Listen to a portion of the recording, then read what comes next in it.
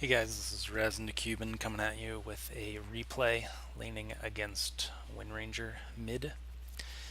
I picked Dragon Knight after they had picked everything except Techies. So Techies is also, I'd say, countered by Dragon Knight, so this was just a very good Dragon Knight game. Only hero I would say could cause some concern eventually is Medusa in the late game, but obviously we're going to pressure really hard to make sure that she never gets big. Windranger can potentially get a Maelstrom, but if she's really far behind, it's not going to matter. And we'll see in this game a few things. We'll see just how easy it is to lane against Windranger, even if we don't have very good regen, which is my case. So we don't have a position 5, so I didn't get a Tango. I also make the mistake of bringing out Tangos instead of a Salve. Yeah, you'll see that in a moment. There was also some courier abuse that was kind of tilting.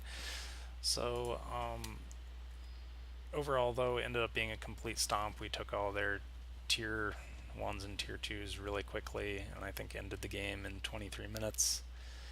My team did really well. We won all lanes, so I don't want to present this game as a amazing display of my skill or anything. I didn't really play that well, actually. I wouldn't say I'm the reason we won this game, but nevertheless, it will let you see how to win, how to lane against a Windranger, what to be concerned about, and also it will show you how to be confident in pushing if you know that they can't stop you. And in my case, there's really no hero they have that I'm afraid of in terms of getting solo ganked and dying, so I'm just incredibly aggressive whenever I'm pushing. So I get the range creep, their range creep, and then deny ours, which is really good start. So you see that I'm bringing out Gauntlet of Strength and Tango, which was really poor choice there. I should have brought out a Salve instead, and Nyx, as soon as I start bringing it out, takes the courier because he's an idiot. So, and I don't even realize it until it's almost to the tier 2. So yeah, not a good start to the lane. Obviously you don't want to be in that position with Tangos. You want to have a Salve. So I'm just going to use my Breathe Fire, reduce her damage. She's taking a lot of damage from the creeps, but she salves up. And then moves like that, I have no clue what she thought she was going to accomplish. There's absolutely no way that she can kill me. She's not even, she doesn't even have a point in Power Shot yet, and Power Shot is the only way she can kill me, unless I don't know, just get ganked by several of them. But even Bounty I'm not worried about in this game. First of all, he's their offlaner, which is really bad. But even if he wasn't, even if he was roaming, it'd be really hard for a Windranger and a Bounty Hunter to kill a Dragon Knight that's above half health. So anyway, she has Orb of Venom, so it's kind of annoying, but she's just making all these mistakes. I wish I had a Soul Ring. Might have been able to kill her there. She was really low. Actually, I don't think I would have killed her, but it would have also been nice to, just have the Soul Ring to cancel her Clarity, get that extra mana to use the Breathe Fire. Anyway, there I finally bring out a Salve. So I'm at full health. I have no concern about her killing me at this point. And if we look at last hits, you see that I'm winning that by a significant margin. It was a little bit tilted from the whole courier abuse thing, so I wasn't even last hitting that well, but still last hitting the Windranger, which is not hard to do. So I almost wish that Pudge had not killed her there, because it made the lane even easier, and it would have been nice if it was slightly hard. But anyway, We get that kill. That's obviously really bad for Windranger. It's a hero that does not want to get behind, otherwise she just becomes pretty useless. So, like I said, if Windranger can get a fast Maelstrom, that can be a problem. But yeah, that's not a threat in lane whatsoever. So lane is going to be very easy against a Windranger, and you're just going to press your advantage. Unless she has a lot of health and is getting babysat, then you should always be able to take the tower very easily. Notice that I'm prioritizing Dragon Blood.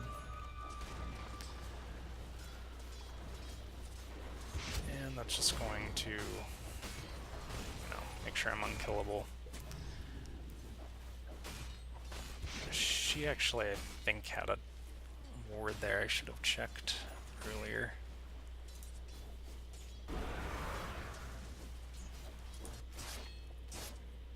Maybe she didn't. Maybe I would have seen that.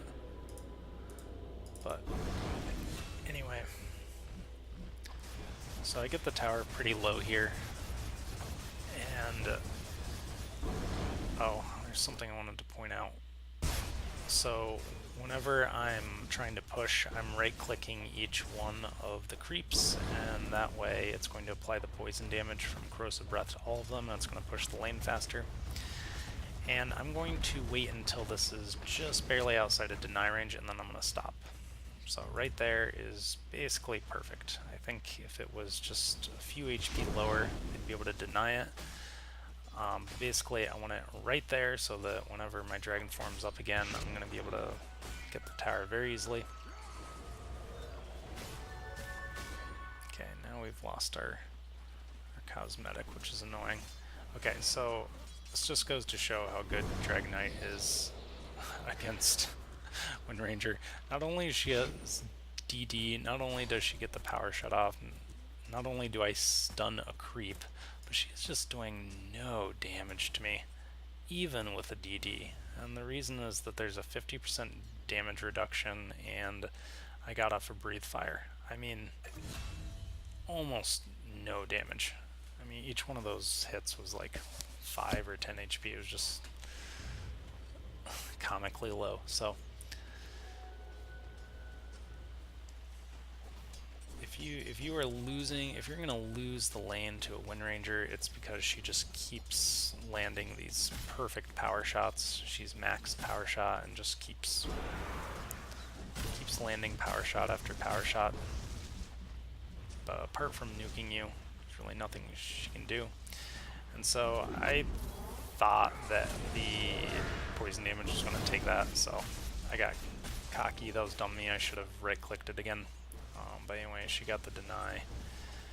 And at this point, I'm feeling like I'm in good shape. I still have a lot of dragon form, and so I have to ask myself, can they kill me? Because if they can't, I should just keep pushing.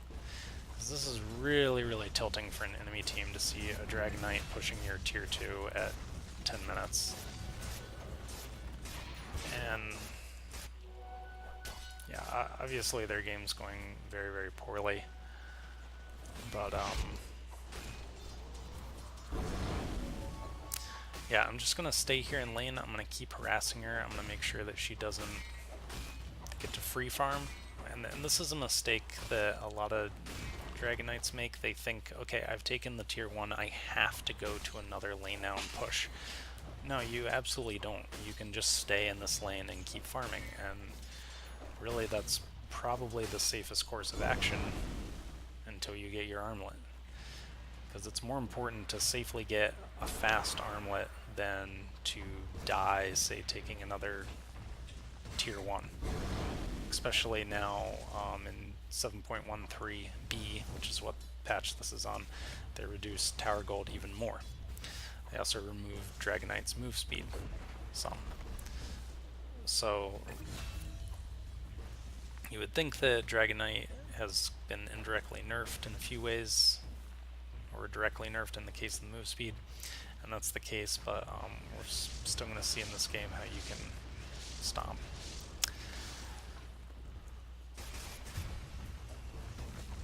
Alright, so we take that, and again, I have to ask, Is there anyone or anything that can kill me?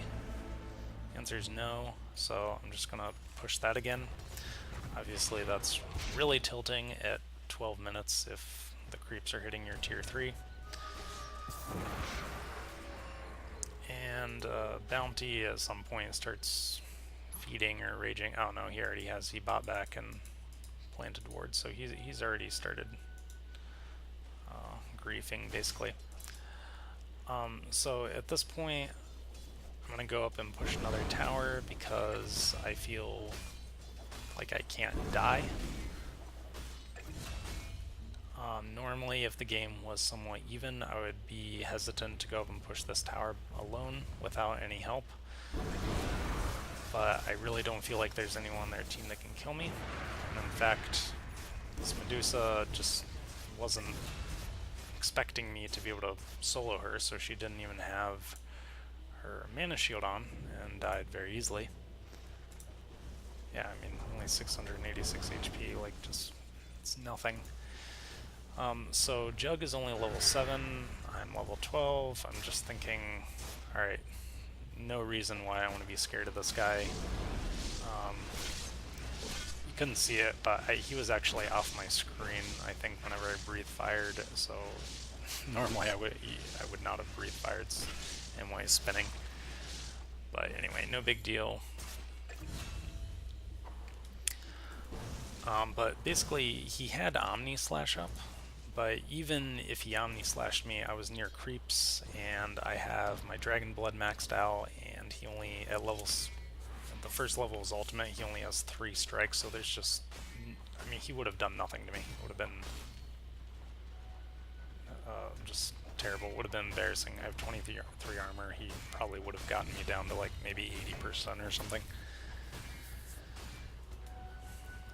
So basically I'm just recognizing that there's no way I can die, and yeah, not a lot to say here.